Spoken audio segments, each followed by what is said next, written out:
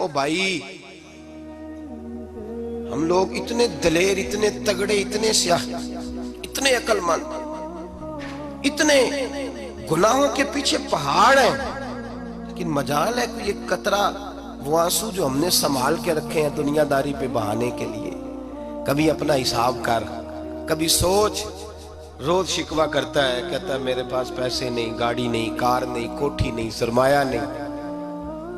کبھی سوچ جو کچھ ہے، اگر رب کریم میرے اور آپ کے اعمال دیکھے تو ہماری حیثیت ہے کہ وہ سارا کچھ ہمیں دیا جاتا، ہماری اوقات تھی کہ وہ ہمیں دیا جاتا جو اس نے دیا ہے۔ ٹٹول کے دیکھیں، عمر گزر گئی، شکوے کرتے، ذرا پلٹ کے دیکھیں، اگر ہمارے گناہ اور ہماری نیکیاں اکٹھی کی جائیں تو ہم جزا والے نہیں سزا والے نکلتے ہیں معاذ اللہ۔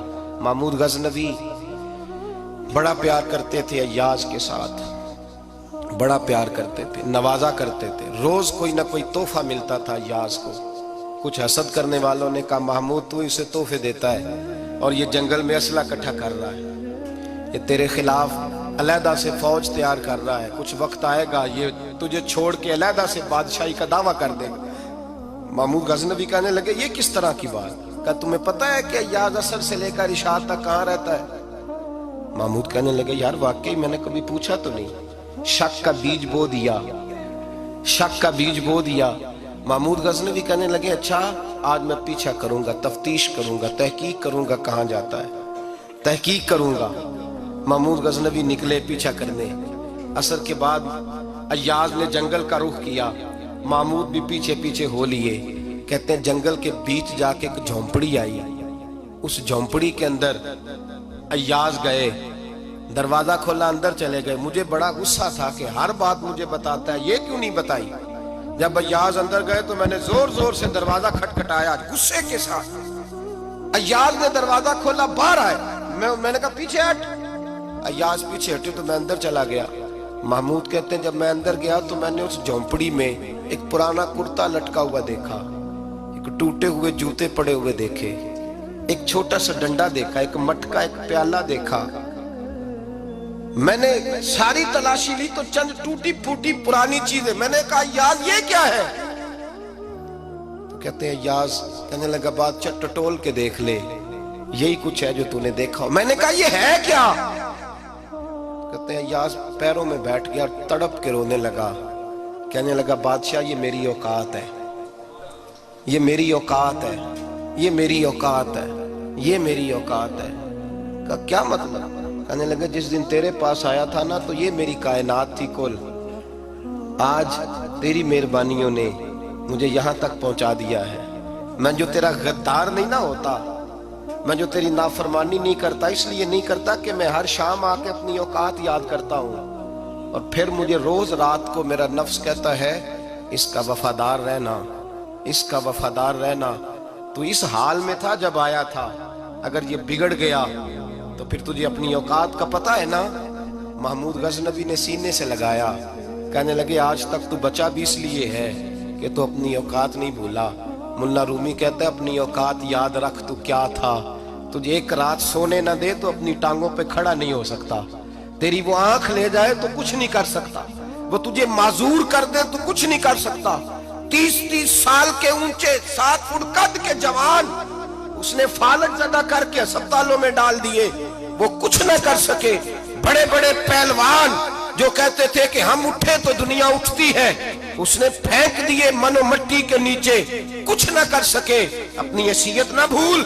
میرے رسول کریم سید عالم صلی اللہ علیہ وسلم نے فرمایا 2 باتوں میں لوگ دھوکے میں ہیں، دھوکے میں ہیں، دھوکے میں ہیں، دھوکے میں۔ یا رسول اللہ کون سی؟ فرمایا جو صحت مند ہے وہ دھوکے میں ہے، وہ سمجھتا ہے میں کبھی بیمار ہی نہیں ہوں گا، مجھے روز اسی طرح نیند آئے گی جس طرح اب آتی ہے، میں روز اسی طرح اٹھوں گا جیسے اب اٹھتا ہوں، میں اتنا ہی لمبا چوڑا رہوں گا جس طرح آج ہوں، میرا حسن اسی طرح قائم رہے گا جیسے آج ہے۔ تو دھوکے میں ہے، دھوکے میں۔ بڑے بڑے آئے اور بڑے بڑے مٹی کا ڈھیر ہو گئے، فنا ہو گئے، کل من علیہ فان، فنا ہو گئے، کوئی پوچھنے والا نہ رہا۔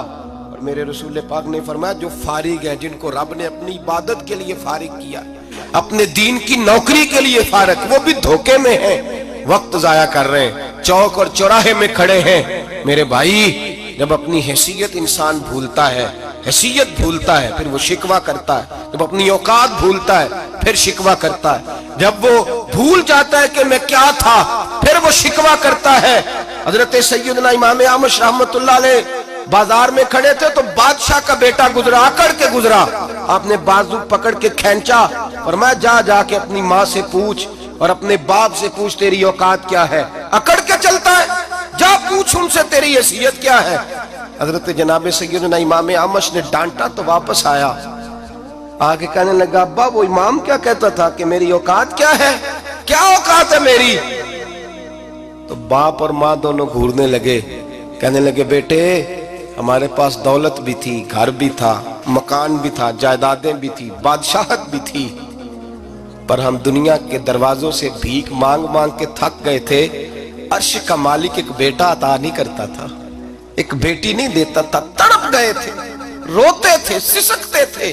फिर वही इमाम अहमद जिन्होंने आज तुझे गली में खड़ा किया है, उसके दरवाजे पे जाके बैठ गए। हमने कहा रब नाराज हो गया, दुआ करो हमसे राजी हो जाए, चलो ज्यादा नहीं, एक लाल ही हमें दे दे। का इमाम आमश दुआएं किया करते थे तो तब अल्लाह पाक ने तू हमें अता किया था। तेरी ओ भाई, अपनी हैसियत का तो तायुन कर, तू बढ़ बढ़ के बातें करता है, तू बड़ा खोल खोल के बोलता है। अपनी हैसियत का तो तायुन करना, जरा अंदाजा तो करना कि तू कौन था, कहां से आया है, तेरी औकात क्या है। यहाँ लोग एक मिनट में आगे निकल जाते, पलट के देख तो सही। और मेरे भाई जो बड़े लोग थे वो तड़पा करते थे। हजरत फुज़ैल बिन अय्याज़ रहमतुल्लाह अलैह फरमाते हैं, बगदाद में बारिश नहीं होती थी, कहत पड़ गया, जानवर प्यास से मरने लगे, जवान बच्चे बूढ़े निढाल होने लगे। फरमाते हैं मैं भी निकला, सुफियान सूरी भी निकले, और भी कई सूफिया मैदान में निकले, दुआएं मांगी, पर बारिश नहीं होती थी। फरमाते एक झोंपड़ी से एक सफेद बालों वाला और गंदमी रंग वाला एक बूढ़ा गुलाम निकला जो किसी का मुलाजिम था। बाहर आया झोंपड़ी से, हम उसे देख रहे थे, वो हमें देख नहीं रहा था। फरमाते हैं उसके चेहरे पर इबादत के निशान थे, दूर से उसका चेहरा देखते लगता था कोई रब करीम का बंदा है। फरमाते हम उसे अल्लाह का वली जानते थे। उसने दुआ मांगी कि तो लफ्ज पता क्या है दुआ के, हाथ उठा के कहने लगा, मौला मुझे पता है ये जो बारिश नहीं ना हो रही है मेरी वजह से नहीं हो रही, मेरे गुनाहों की बड़ी लंबी फहरिस्त है, बड़ी लंबी लाइन है। कहने लगा, अल्लाह मेरी अकेले की वजह से सारे बगदाद को सजा तो ना दे।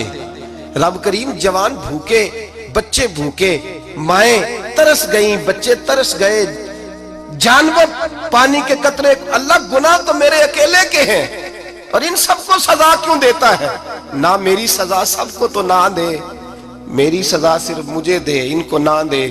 कहते अभी उसके हाथ उठे हुए थे, दुआ बोल रहा था, रब करीम ने फौरन बारिश अता फरमा दी। फरमाते खुल के बारिश बरसी। मैंने लोगों से पूछा पता करो किसका गुलाम है, का फला आदमी का। हजरत फुज़ैल बिन अय्याज़ कहते हैं मैं शाम को घर चला गया, उसके आका से बात की, खरीद लिया। मैं जब उसको खरीद के लाया, गली में जा रहे थे तो मुझे खड़ा करके कहने लगा, फुज़ैल मैं निकम्मा सा आदमी हूँ, बाल भी सफ़ेद हैं, मुझसे तो ज़्यादा काम ही नहीं होता, क्यों तूने पैसे खर्च किए, मैं इस काबिल ही नहीं था, क्यों खरीदा। तो हज़रत फुज़ैल इब्न अय्याज़ कहते हैं मैंने उसको कहा, कल जो तूने दुआ मांगी थी तू नहीं देख रहा था, हम देख रहे थे, तू तो मकबूल है रब करीम की बारगाह का, तुझे इसलिए खरीद के लाया हूं, तू मकबूल है। कहते हैं ये लफ्ज सुने तो ठहर गए। वो कहने लगे, अच्छा आका मुझे 5 मिनट का वक्त मिलेगा।